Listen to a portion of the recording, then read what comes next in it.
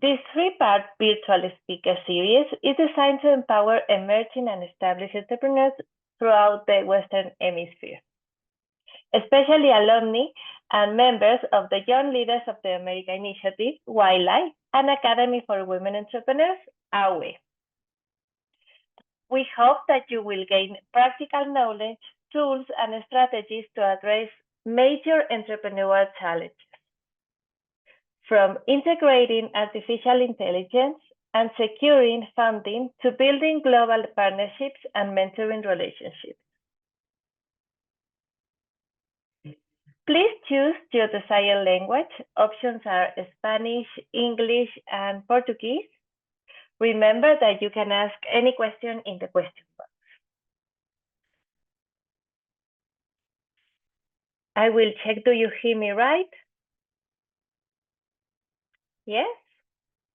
And I would like to know where are you from. You can write it in the message box. Okay.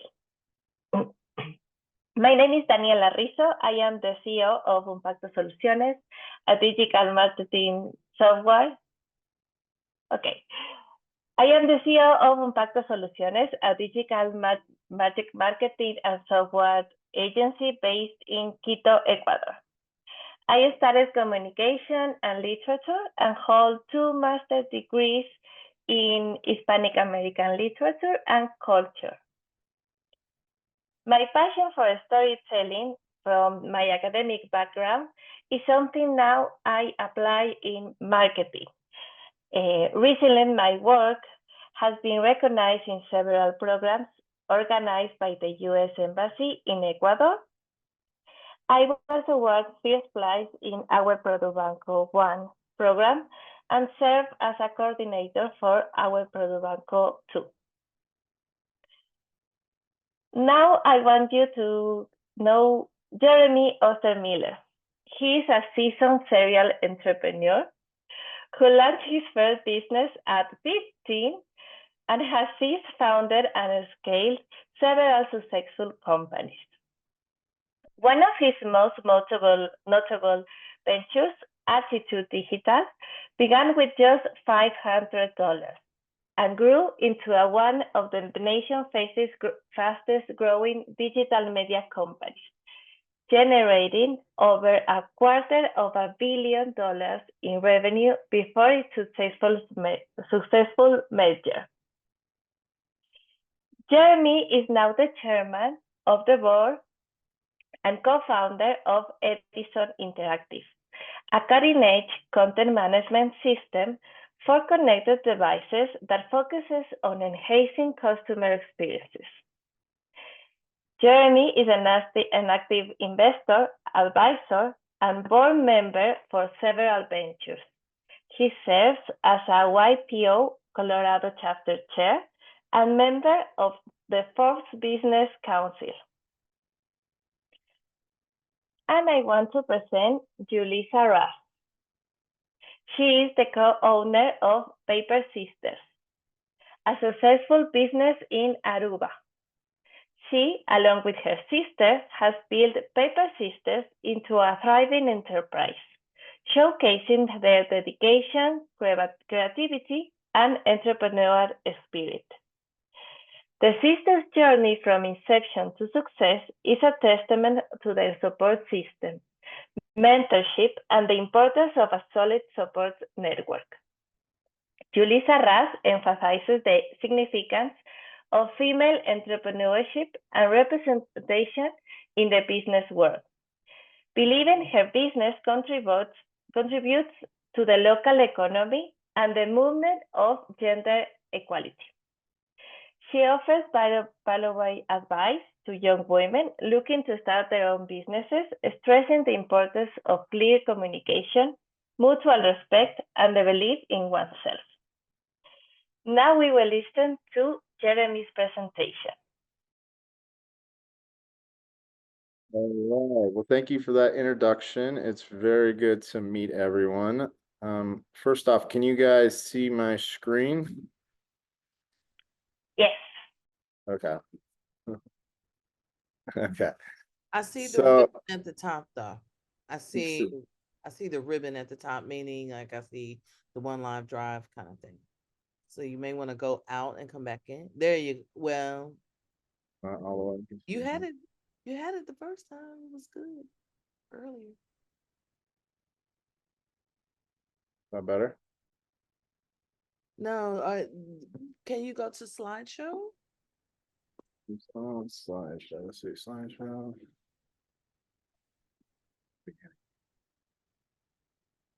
Okay, Yeah. you good? All right. Yes. So my name is Jeremy Ostermiller. I'm actually up in Aspen, Colorado right now for the Aspen Venture Summit. So it's actually really good timing. I've been around 100 venture capitalists for the last 2 days and hearing what they're interested in and what's exciting to them.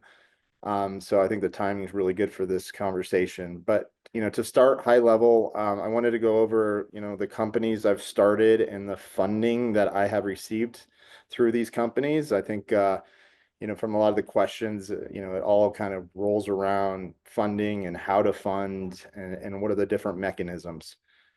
So high level, I've raised over 100 million USD in capital, $100 million. And I've raised that money from several different sources, from venture capital, private equity, venture debt, angel investors, as well as my own personal capital. So high level, this is kind of a snapshot of how I have funded. And my journey started as a concert promoter. Let's see here, we're gonna go to the next slide. So that voice is Flavor Flav. So back in the day, I was a concert promoter. I threw 600 concerts here in the United States, and I focused mostly in the hip hop space. So worked with folks like Snoop Dogg and Wiz Khalifa and The Weeknd, and then here's some folks like Twista, Flavor Flav, CeeLo. And the reason I'm showing you this is, in my early 20s, throwing 600 concerts, every concert was like starting a business, right? There's a beginning of the event, there's the middle and the end. So every single concert, you would know kind of your scorecard. Did I make money or did I not make money? And through that whole process, I really got to understand the power of celebrity, the power of endorsements, and really like how to change people's habits, right? Like not every Saturday you're going to go to a Snoop Dogg concert, but if he's in Denver, Colorado, and he's performing, instead of going to your local bar, can I get you to come to this concert? So I threw 600 concerts, did that until I was 29 years old. And then I kind of hit a wall where, I was losing kind of more than I was making. The shows became really, really risky. And that's when I started my first tech company. So my first tech company was called Altitude Digital. And I put $500 of my own money into this company. So Altitude Digital was the world's first video exchange. So think about like when you were going to like New York Times or CNN or at whatever website you're going to and a video is loading, what's actually happening in the background is this auction, right? So an ad, so you land on a website, your information is sold to advertisers, right? So you see the ads and they're kind of creepy and you're like, how do they know I'm into a trip to Belize, or how do they know I like polo clothes, right? So we built the first platform to be able to do this for video. So very complicated, very expensive. And, I started this company in 2009, right when YouTube was bought by Google. So, started with $500 and it was really a chicken and the egg, right? I needed websites to become partners. And then I needed to find advertisers to run ads on those publisher websites. So in order to really make this, this idea come to life, I had to raise capital, right? And here's our revenue growth, just to give you an idea. So, started in 2009, we got to 250,000 in 2010. So pretty small growth that first year.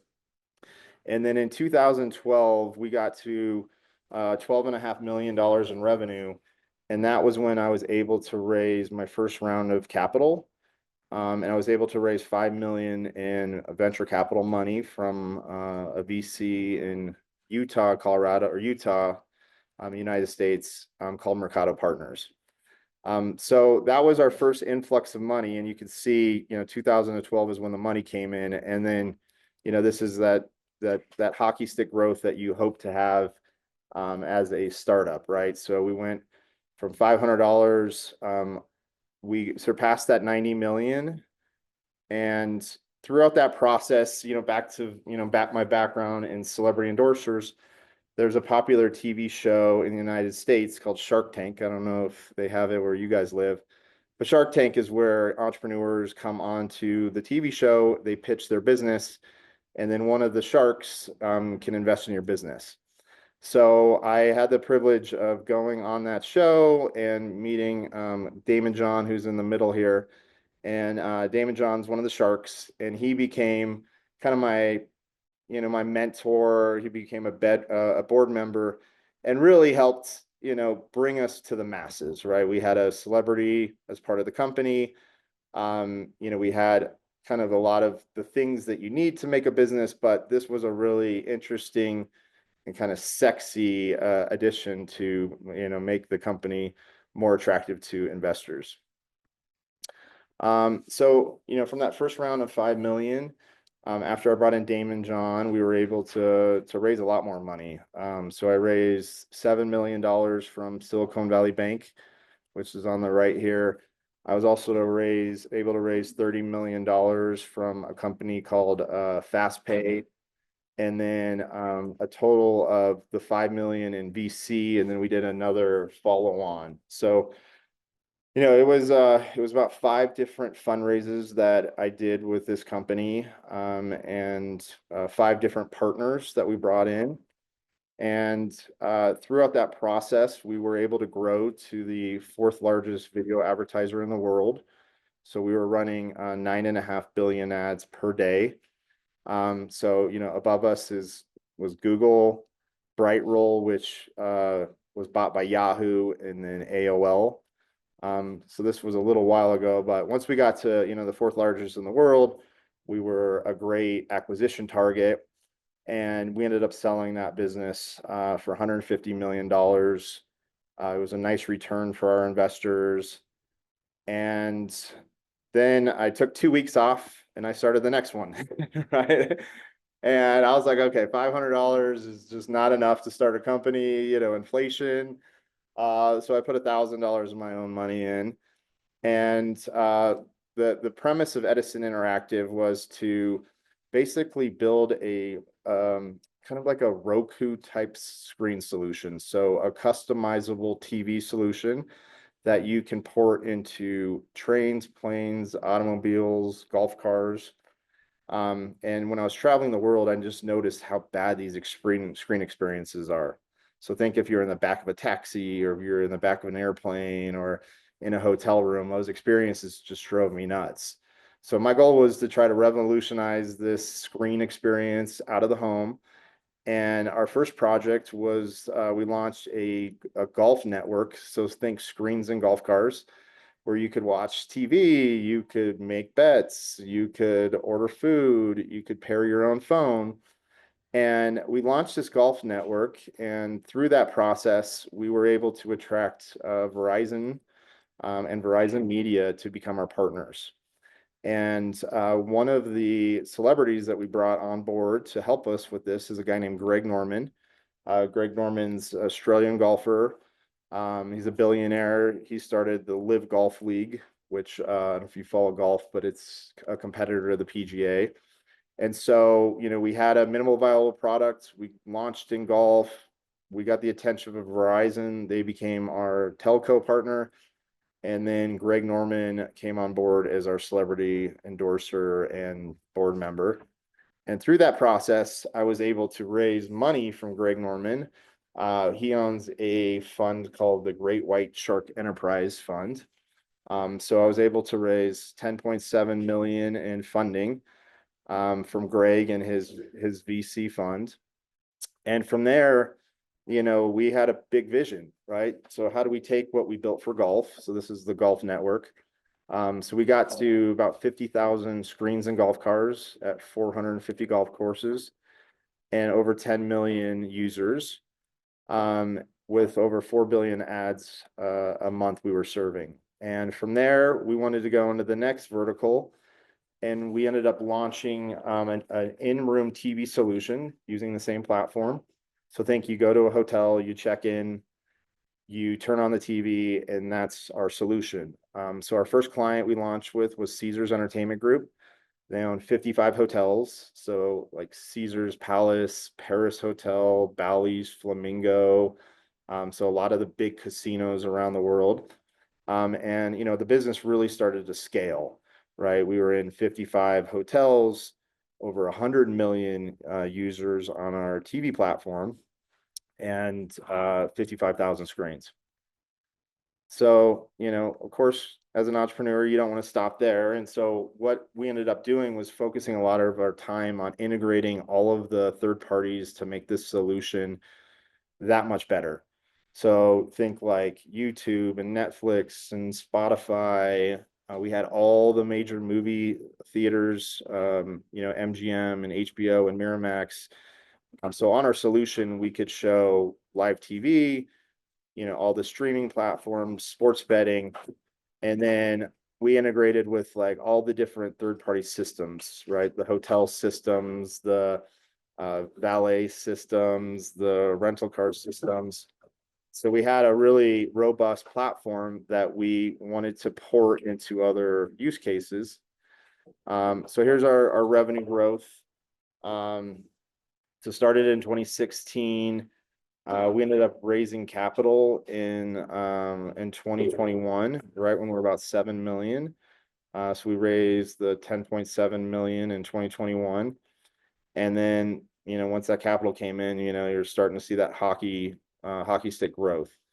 Now, the growth is not as impressive as my other company, but keep in mind, all this revenue is reoccurring. So, last year we did over 30 million in revenue. Sorry, 2025 will do over 30 million in revenue, but that's all reoccurring.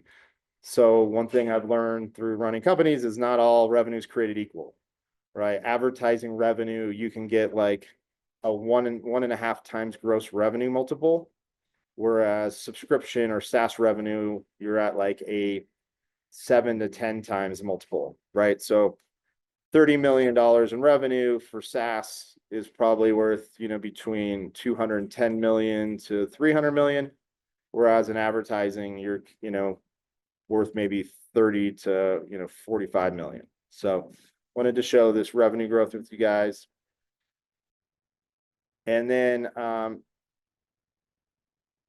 there, I'll go back one slide. So, this company, our goal is to get to about a $500 million valuation over the next 3 years and sell it to, like a Comcast or a YouTube or, somebody that's in the TV space.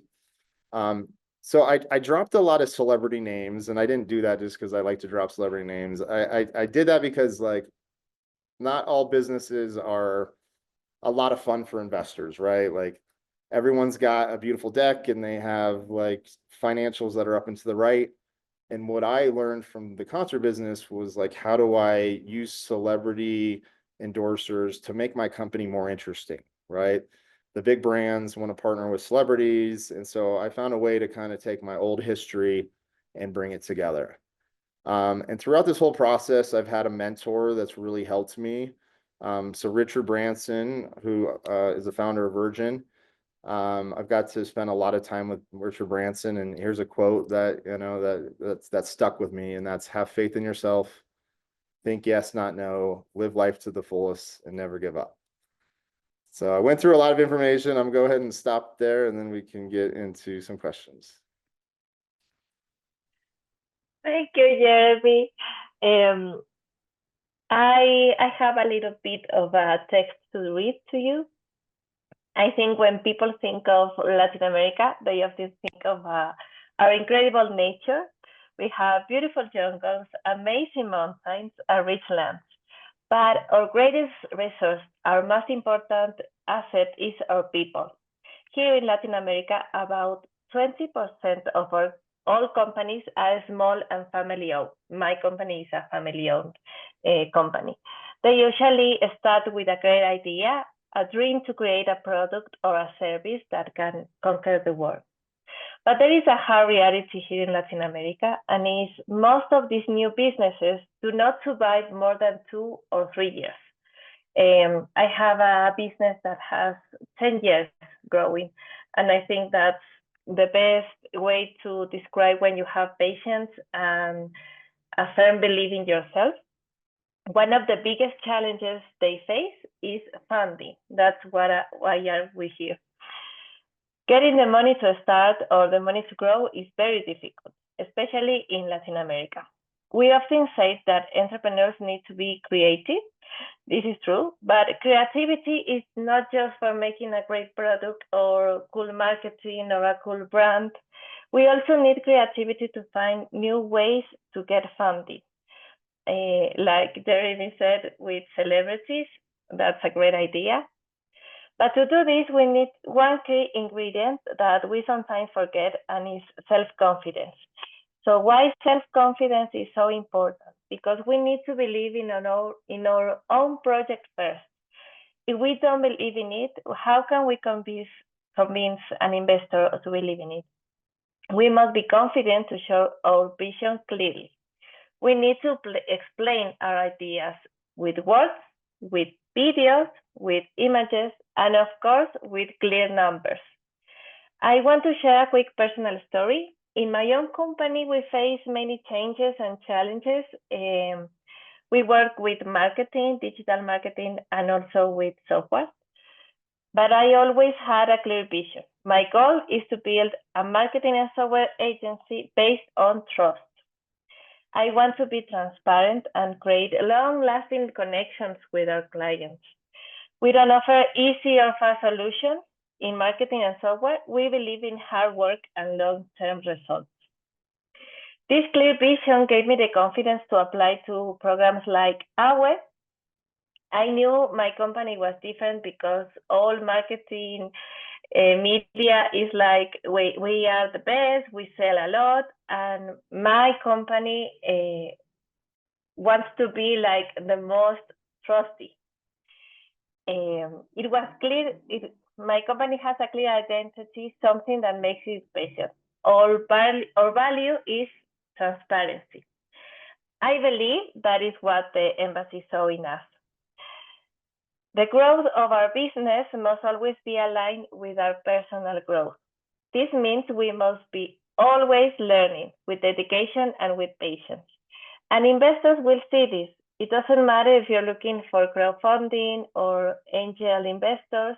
If you are in a show like Shark Tank, the investors see the people. If we are always growing, if you are truly dedicated to yourself, other people will see that special spark in us. They will see our potential and they will want to be part of our story. So believe in yourself first.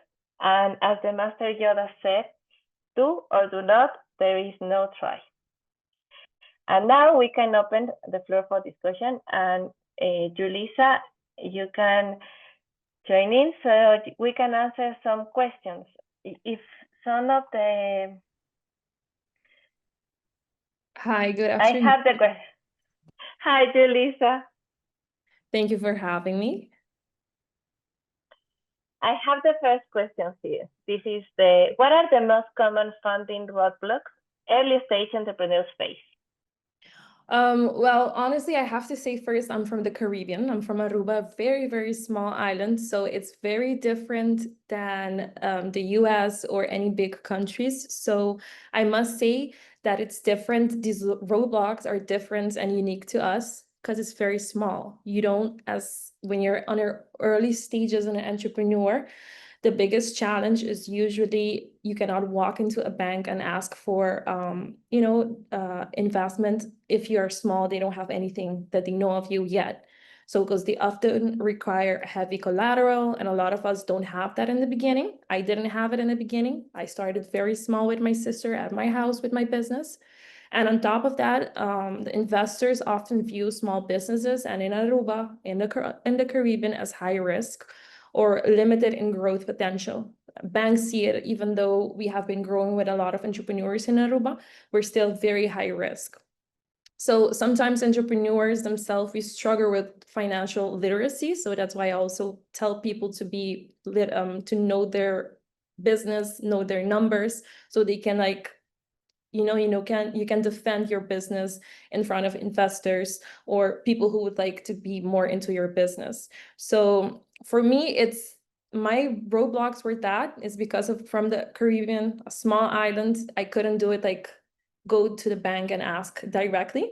So being very confident, like you said in the beginning, is very important to have for the business and for investors.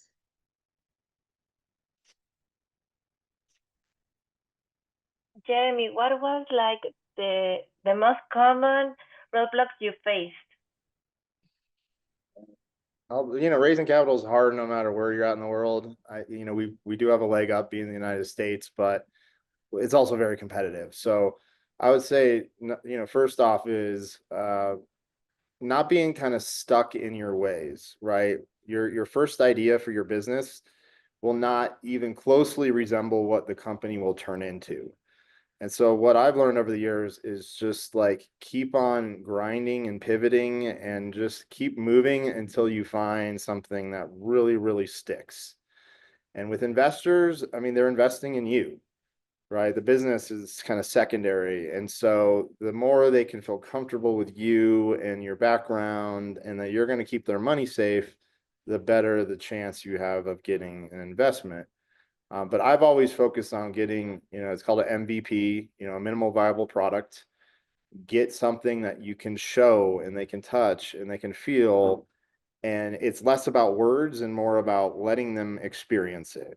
And for me, that's what's always sold it, right? Because we could have the prettiest decks in the world, but if it's not real, it's not real, right? So just trying to make whatever you're trying to get investment, make it as real as possible from the get-go.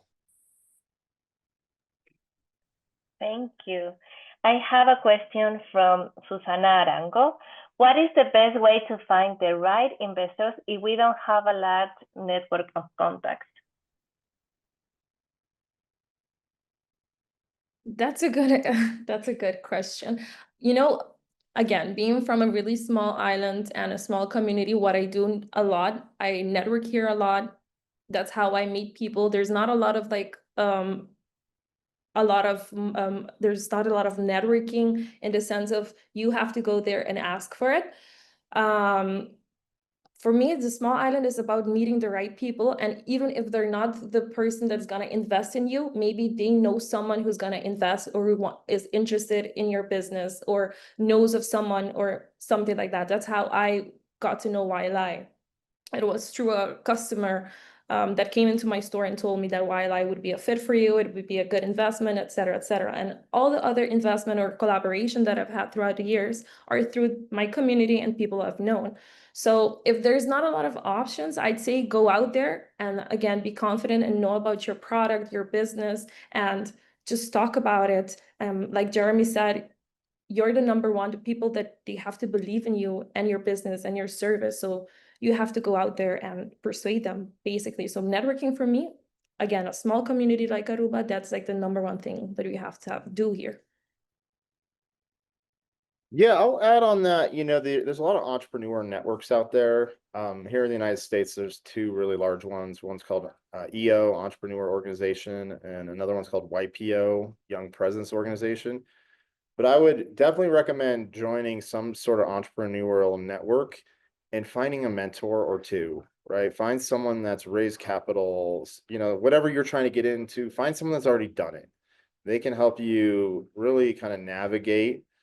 Now I would say like today, better than any time in history, it's easier to start a business than it ever has been, right? ChatGPT is your best friend, right? So as you're running through these roadblocks, talk to ChatGPT or Grok or whatever you're using and have it start helping you, right?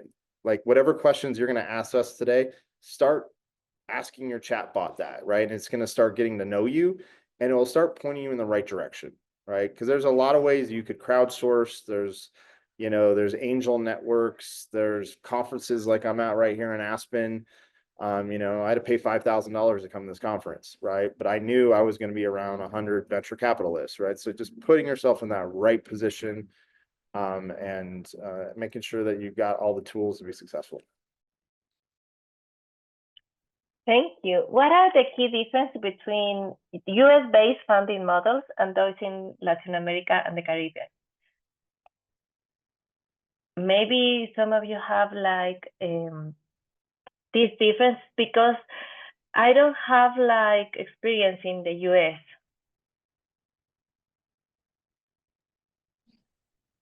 I Well, personally, go yeah, ahead. sorry. No, go ahead. Well, I mean, I don't know all the different funding options all over the world, but I'd imagine they're pretty similar, right? So if you look high level, right, private equity kind of owns the world, right?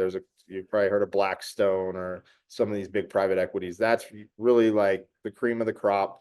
But private equity wants something really safe, right? Think like fire station funds. The University of Stanford puts their money in it. So private equity is kind of like as high as you can go. One level below that is venture capital. Venture capital, they're trying to usually put at least 5 million into a business and then grow. But 5 million is kind of the low end. Under venture capital, you get like venture debt. So it comes from venture capital, but it's more of a debt mechanism. And then you have things like factoring, right? Where factoring is where you can put your invoices up. So this is, say you have an invoice for $1,000. You can find a company that factors that invoice. So they'll front you the $1,000 while you wait to get the money. And then you got kind of the angel networks and bank funding. So there's a whole gamut. I guess it really comes down to like, what do you want to do with the business? How important is raising the capital?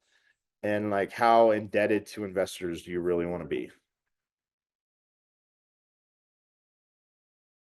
I don't have much experience with the US funding, how it goes, but here, usually in Aruba or in a small community, I focus a lot on community.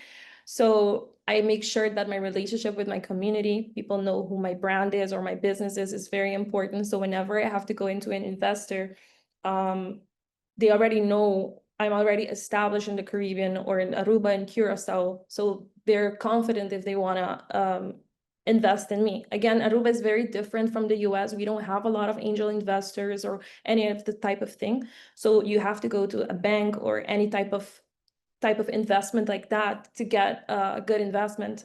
So usually if you're starting from scratch, I'd say start with the community, start building your brand, and start building a portfolio that the next investor or people you want to present to is very much confident in investing in you if you don't have a lot of resources like we have.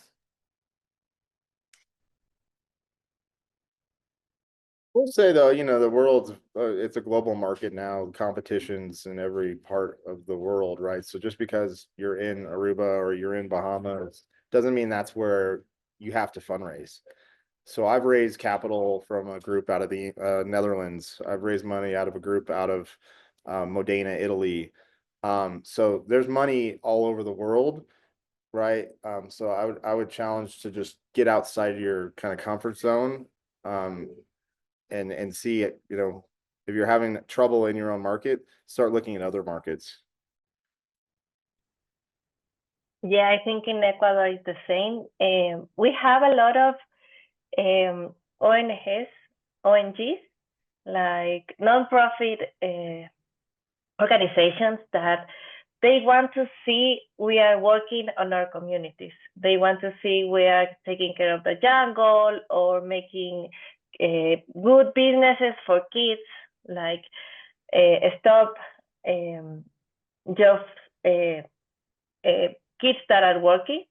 So maybe the social and the environmental part of a business is very important for this nonprofit organization. I think when you have a business that is based on sustainability or social network, then you can go and ask for funds, and that is a great way to get like a small amount of money, but it's the first one that can save you. I have a question from Alba. Is there a compiled list of funding opportunities that we as entrepreneurs could review? Maybe you know something? It's very vast. I mean, I would challenge you to go into ChatGPT and ask that question, right?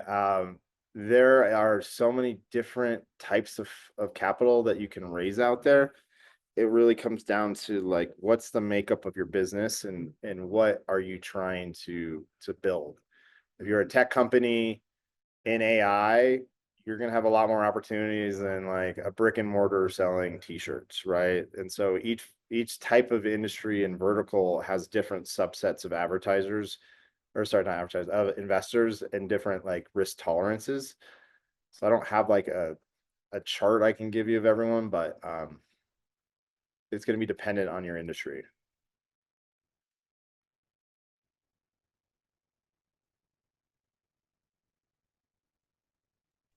Okay, we have another question.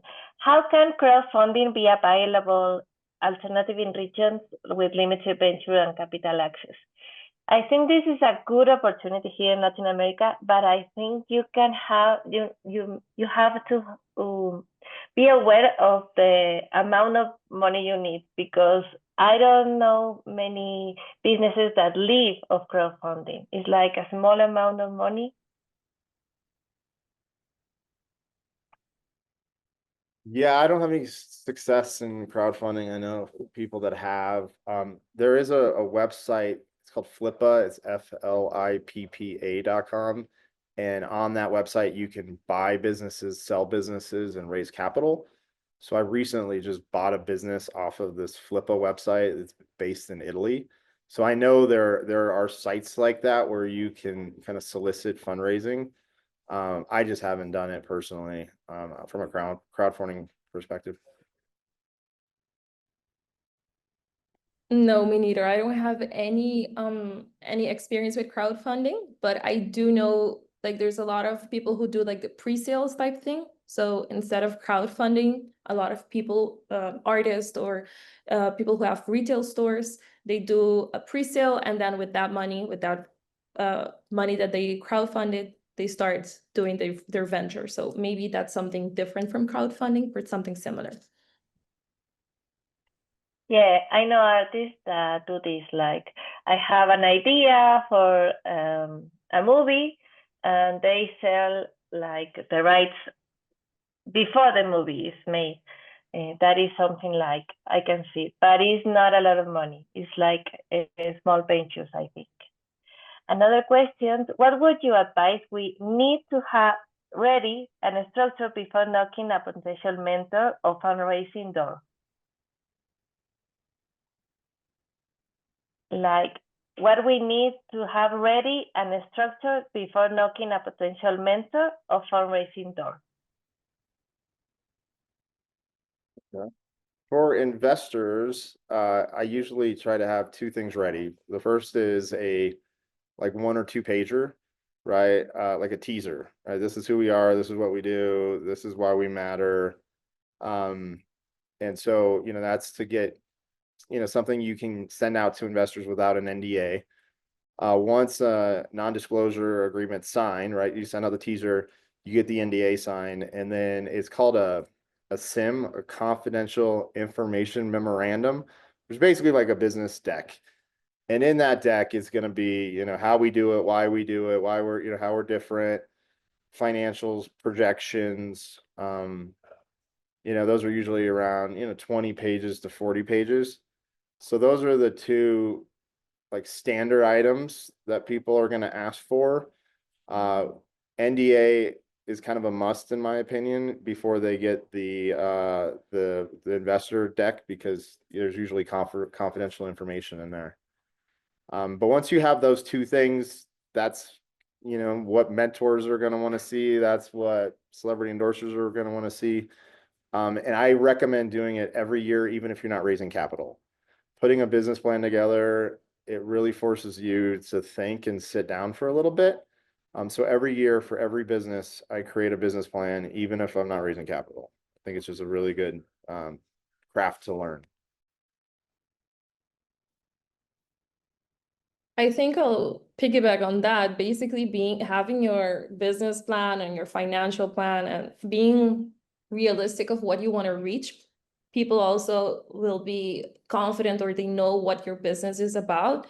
I don't have anything especially to add to that, but just having your things ready. So whenever you have to present it, you're confidently presenting your business or any service that you'd like to provide. Yeah, and I think being creative with this, like having a name, having a brand, having colors, that is something that people will know. By I think marketing is that very important, even in this stage when you don't have like a minimum product, but you have to have marketing. That is the first step. What tips do you have for entrepreneurs with limited financial networks?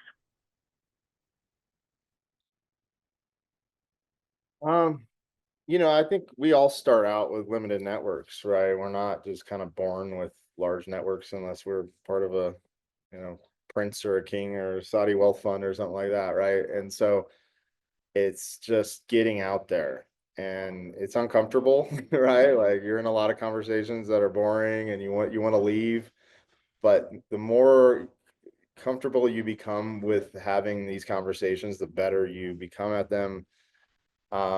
And so, finding your people, right? Being an entrepreneur is really lonely, right? There's very few people you can talk to. And a lot of people make the mistake and they get advice from their aunts or their uncle or their grandma. And why they can give good advice, they don't, if they haven't run a business, that's not good advice, right? So you need people around you that can give you the advice that's going to take you to the next level, not just people that you like and they're good friends, right? So having a really good group around you is really important for your success, and taking the wrong advice can be deadly to a business. It's that important.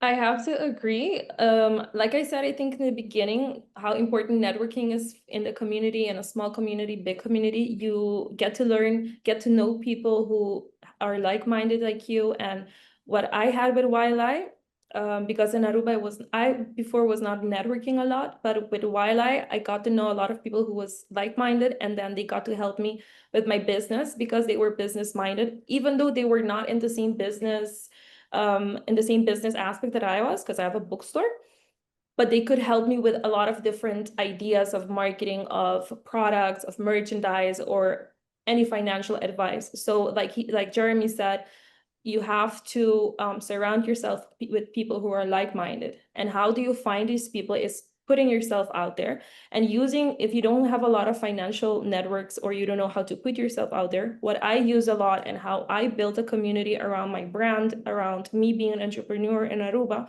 is using my social media. It's free.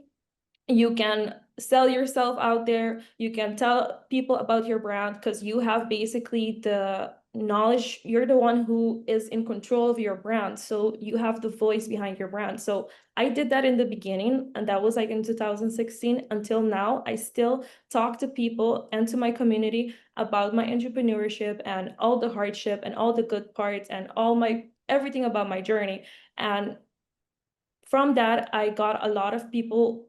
I formed a community basically here in Aruba where they can come to me or I can come to them, and we can brainstorm together. And we have like a network here in Aruba that supports each other. So use your social media to your advantage, not only for like networking, but also, of course, for your branding and getting people to connect with you as your business, as your service, just like that. So I believe in the power of social media and just being your authentic self out there and selling yourself, basically. Yeah. I have a question from Camila. Is it difficult to get clients as a young woman with little experience? I have 6 years of experience. What advice can you give us to attract potential clients? I would say you have to have Instagram, LinkedIn, and TikTok, I think, and do videos. That's the best way to people know what. Yeah, like I just said, social media is very important. It depends what type of business you have. You can start with all the social media, but then you have to scale down and see which one fits best for your market, and then focus on that. Do your research. A lot of times we just come with a business and a plan and we don't do our research as to what our market, our audience actually wants, what they're doing, on which social media there are. So do your research and just, like you said, go on social media and attract those customers. I believe in authenticity. I believe in being yourself as your business. You have to stand out. You have to have a point of difference from your competitors. Let's say if you're in a very saturated market. So use your authenticity or your point of difference in your company so you can stand out from the competitors if you say you have a lot of people that are the same on social media in your market. Use the social media to your advantage. And like Jeremy said, use ChatGPT to your advantage to ask them a lot of questions that you may have. And it helps you to brainstorm and do a lot. But it is possible if you're a young woman and you have a lot of experience, put that out there, put that the things that makes you different, a lot of experience that you have, put that out there so you can attract the right clients. Yeah, that's all good feedback. And one of the things that I've done over the years that's really helped scale my businesses is I've hired like outsourced biz dev folks. So I've used the Philippines for years now. So what I'll do is I'll have 1 or 2 people from the Philippines that are working for $3 USD an hour. And I'll have them send at least 100 emails per day, right? So I started with one person in the Philippines at 100 emails per day. Next thing you know, I had like 30 of them. And what we would do is we'd give them email addresses from the company, and we would give them a script to email, but we'd have them change it a little bit, right? So they'd enter their name, they'd enter their company, they'd enter, a little tidbit about their birthday. Anyway, so like the more you can get out that looks personalized, the better, right? So sometimes, as an entrepreneur, the last thing you want to do is prospect, right? I've been there. It's annoying. It's so many no's, right? So like it's a numbers game, and the more you can put out there, the better chance you have, right? So if we're sending 100 emails, we're hoping to get 3 back, and out of those 3, we might close 1, right? So 1 out of 100 is kind of the batting average that we average. But if you do that 10,000 times a day or 50,000 times a day, you just increase your odds of, getting those clients on board. I have a lot of questions. In case of people who live in Nicaragua, Venezuela, or Cuba, what is really hard to create a business? What do you suggest? I think maybe you don't have to only sell your product or your service in your country, because we have clients in Argentina, in Uruguay, in Chile, in Colombia, in Peru. So I am from a very small country like Ecuador, but the internet is for everyone. So you can sell anything, like your services and products to the world. Yeah, another, trick or tip is just because you don't live somewhere doesn't mean you can't start a business there. So if you live in Venezuela, you can start a business in the United States for really, really low cost. You can get a PO box, and that's where your mail goes. And next thing you know, you can have a US based company, and you can do the same thing in Italy or France or wherever it is. So, if you're feeling like you're running into a wall in your country, like launch it in Miami, United States. It doesn't mean like you have to be there, right? And so sometimes that's what a little trick of the trade to make you look like you're in a market that maybe you're not, but you're putting your foot down of like, we have a representative in this country now. We're trying to do business here. So that's a way to kind of get around it.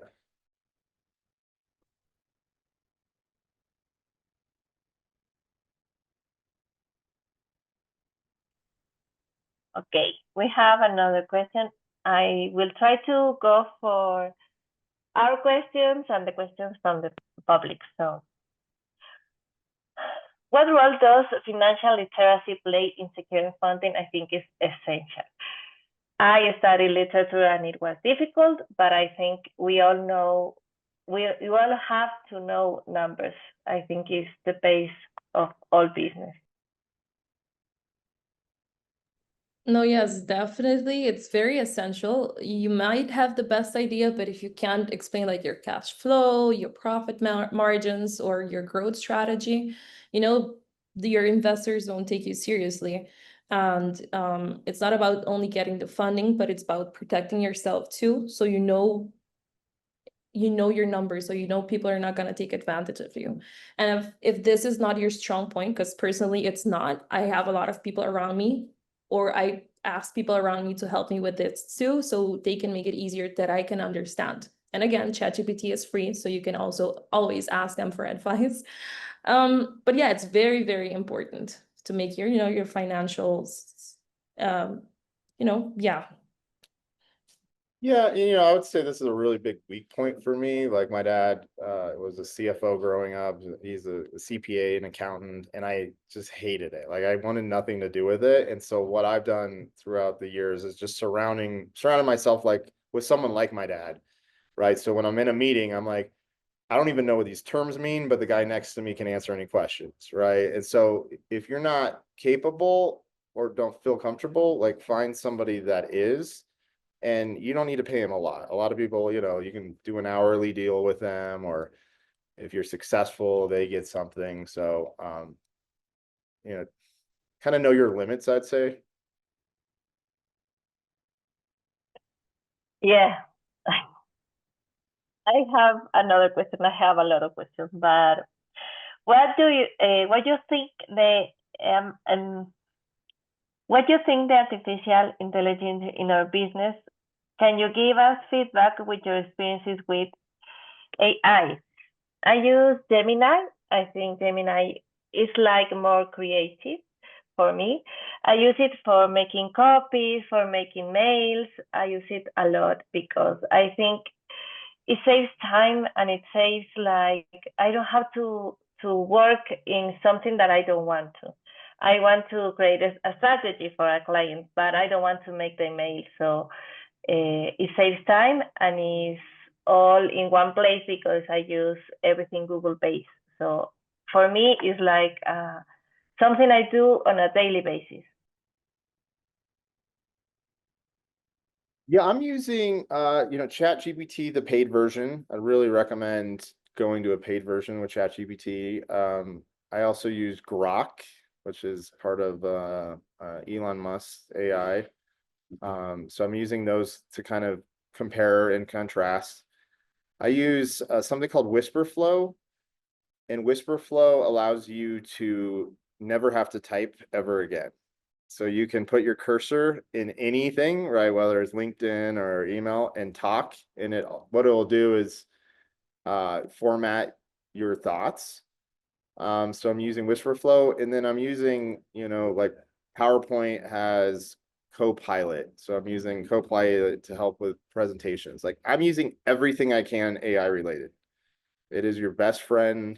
I know there could be a lot of backlash in the future, but like I said earlier, I think it's never been easier or better to start a business. You have these tools that entrepreneurs would have dreamed of having 10 years ago that are at your fingertips. Yeah, I have to add on, I use a lot of ChatGPT too to do anything from brainstorming any project that I want to do, to make any business plans, financial plans, etc. But I change it a lot too, so it doesn't sound ChatGPT-ish. I work a lot with how do you say, my projects are very have to make art and all those things, so I try not to use AI when it comes to art, but I do use ChatGPT if I have to like brainstorm that art project or what I want to get out of it. Other than that, I don't do a lot because I work a lot with artists, so I try not to tend to go to AI when it comes to that. Yeah, I would say the one thing to be careful about when using AI is it's very easy to tell these days, right? So if you look on LinkedIn, you can tell right away if it's AI or not, right? So if there's any icons that ChatGPT puts out there, remove them. Any dashes, like I always say, like, make this sound like I wrote it, and then teach it, right? Because what it's going to do is, you know, it's not perfect. And so I will take whatever comes for ChatGPT, give it to a designer, and make it look amazing. So like they're like, okay, that didn't come from ChatGPT because you put some, you know, time and effort into it. So be careful. It's a great tool, but you need to, you know, make sure that people don't know that you just like ripped it off, you know, from ChatGPT. Yeah. In the US, what are some of the friendly organizations, loan institutions that you would recommend that is willing to invest in a startup or a small business? What are the organizations that will invest in small businesses, or what are like the networks? Or what was the, can you read? Friendly organizations or loan institutions?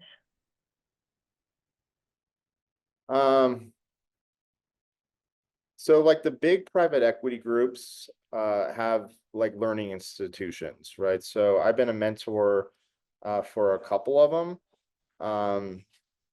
So you can look at like private equity and venture capital, they'll have a lot of like learnings and education and networks, right? Because they're trying to kind of bring up the next entrepreneur. So those are some good kind of options to go to the, you know, the guys funding Facebook and Google. And if you go deep in their websites, they'll have a lot of tools for you.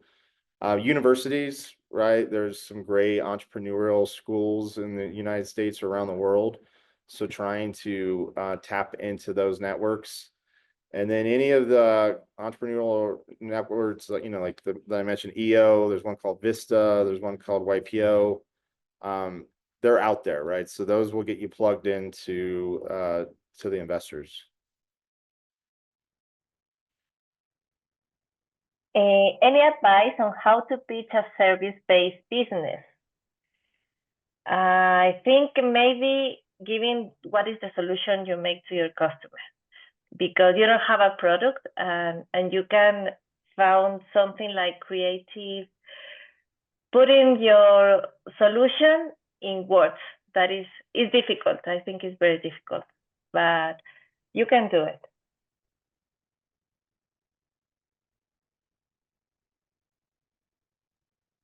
I agree.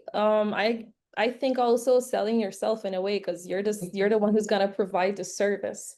So for me, again, we're in a small community in Aruba, so everybody knows you in a way. So you have to sell yourself as a business person and the service that you're gonna give, and be confident. And like you said, let it be seen that you're offering a solution to a problem instead of just a service or just a product. Yeah, there's a saying in the entrepreneurial world, and it's the riches are in the niches, right? And so if you look at most industries, there's like 3 big companies that run that industry. But then as you really dial into each industry, you'll find these niches, right? And so I would, you know, challenge you to find those openings in those niches where the big companies might have overlooked it. And then, you know, what I'm hearing at this you know, VC convention is like, if you want funding, it's got to have AI as a big part of the business right now. Like, as annoying as that is, so have your AI component to your service business and really become a master of that niche, right? Don't bite off more than you can chew. Really try to dial in, you know, that problem you're trying to solve. Okay, I have another question. How do you recommend entrepreneurs approach investors confidently?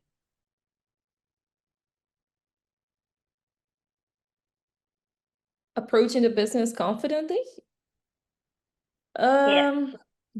Yeah, by being confident, I think knowing your product and I always think you are the master of your product or your service. You know what you're selling. So being confident in that, and again, being authentic, is how you're gonna sell it to the other person, to the investors or whoever you're talking to. Because if you don't believe in yourself or the product or the service, you're not gonna translate that to the person that you're talking to. So knowing your product, and basically you're the one who's teaching them about the product or service, being confident is my advice, basically. Yeah, I'll say, being an entrepreneur is a very bipolar experience. I don't know if you know that term, bipolar, but the highs are really high, the lows are really low. And in one day you can feel everything, right? I love this business, I hate this business, I want to quit. And that talk track for me it happens daily. And so just know that's normal. And the only way you're going to lose is if you quit. And it's really easy to quit. So I would say just don't quit. You're going to figure it out. You might not have the right model today, but just keep at it and never give up. I think maybe that is so true that sometimes you are confident and good and everything's great, and in the same day you can feel like so sad. And I think maybe what helped me all these years is thinking why should I do this? Because I can find a job and be like an office corporate girl, but I choose to be this creative person. I choose to be this like venture-based person. I like to know the world. I like to travel. So maybe this is my job to be like up and down. But I think it's a choose. It's a choice you make every day. Every day you start the day and say, okay, today I'm gonna work on myself, because that is the best day, when you work on yourself. Maybe some last words, like a last piece of advice for everyone, because we have to check out of this meeting. I think, or advices, I would say, just like Jeremy said, is not giving up. I also want to give up once in a while, because it's not rainbows and sunshines, unfortunately, every day. But for me personally, I started this business out of a passion. It's a bookstore. It's not just selling books or stationery, but I focused on building a community. I made stationery in Papiamento, which is our native language here on the island. And for me, it was the passion. So if you're someone who has a passion in a specific business, this is going to be your fuel. But through the years, I found that entrepreneurship and helping other people being entrepreneur was my passion, and building a community as well. So I think finding a passion makes me not want to give up every month, because I get that a lot. And you have to be realistic with yourself too. With your business, right? You have to be realistic, as it, like you said, it's not going to be rainbows and sunshine every day, but it's your path, your story to tell, and you have to believe in it and be confident in it. And then you can start with with asking for investment, or start with your business plan. So being true to yourself and authenticity, very important. I love all that. I think as humans, we're kind of programmed from a young age, right? You go from kindergarten to preschool to, elementary school to middle school to high school to college. And then, you go get a job, and then you work your way up. And as an entrepreneur, you're kind of defying what we've been programmed as humans, right? Like, entrepreneurs by trait are trailblazers, they're rebels. We can make more money doing a job usually, but like, I think it's really part of our DNA. An entrepreneur usually is not something you're going to learn. It's something that's part of you. And I think a lot of you can say, like, from a young age, I wanted to, own my own business. And so for me, like, the freedom that I have, right? I don't have a boss. I can go anywhere in the world. I can do whatever I want. And I'm willing to take all of the sacrifices for that freedom. I've had a regular job and I hated it. And so just remember why you're doing it, and you'll sometimes you get lost, but just try to stay on track. And it's, just remember, it's a privilege. Like, some countries, like in Cuba, you can't really be an entrepreneur.